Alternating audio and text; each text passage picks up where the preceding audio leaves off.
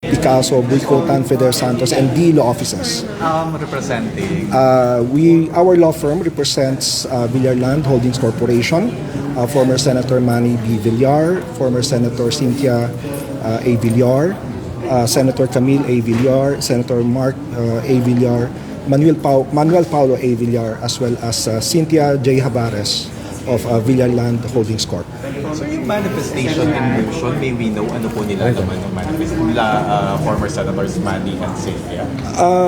Well, of course, I cannot discuss the details of the case, but suffice it to say that filing a verified manifestation and motion is allowed under the rules of the DOJ, which we did. Simply, it's requesting the DOJ, the panel of prosecutors or investigators, to look at the complaint and hopefully decide in our favor in the end. So, for Senators, Camille, nag-file po sila ng counter-affidavit? Yes, so for Senators Camille Villar, Mark Villar, as well as Manuel Paulo Villar, they filed their respective counter-affidavits. May we know bakit hindi counter-affidavit sa kanila, former Senators? Well, it's upon our advice, and since it's allowed under the rules, so we advise them that for former Senator Manny and former Senator Cynthia, for them to file their verified manifestation and motion. And then for Senators Camille and Mark, as well as Manuel Paulo, for them to file their respective counter-affidavits. And the reason, sir, is sa manifestation instead of counter-affidavit?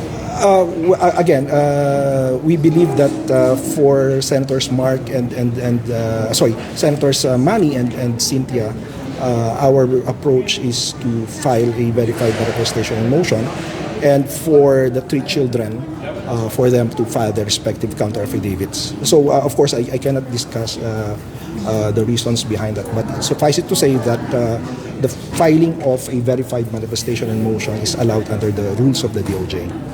Pero yung po hindi nila pagharap dito, ano po yung explanation? Well, yung pagharap, no, o hindi pagharap, muli ulitin ko, yun ay batay sa aming advice, no, na hindi sila pumunta. Sa halip ay mag-file na lamang ng verified manifestation and motion.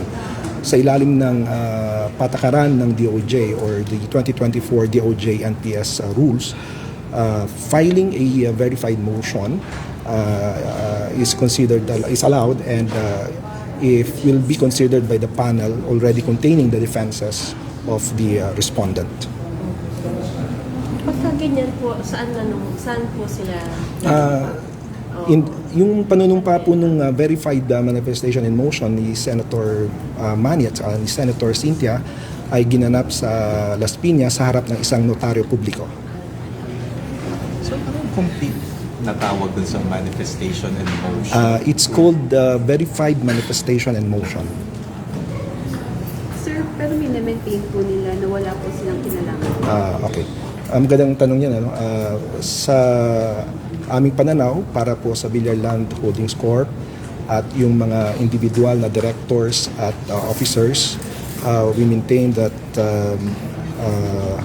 they did not commit any wrongdoing, and we also would like to thank the DOJ panel because, as we told them, we will fully cooperate to a fair and impartial investigation, one that is grounded in due process and one that respects, no, the rights of individuals.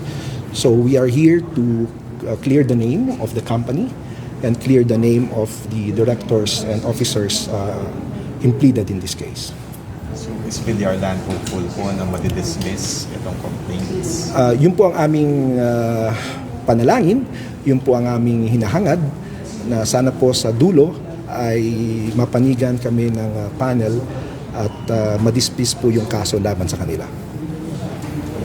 Pero meron po lang pwedeng sabihin tungkol dun sa yung mga specific accusations, like insider trading, market manipulation, ano po yung pwede niyo po sabihin? So, pasensya na po, hindi ko po maaaring i-discuss, no, yung detalye ng kaso. Ito po ay bilang paggalang, no, sa ginagawang investigasyon ng DOJ. Kami po ay naniniwala na magkakaroon ng isang masusi at matinong investigasyon ang panel. So yun po ang aming hinihiling, yun po ang aming panalangin, at yun po ang aming inaasahan.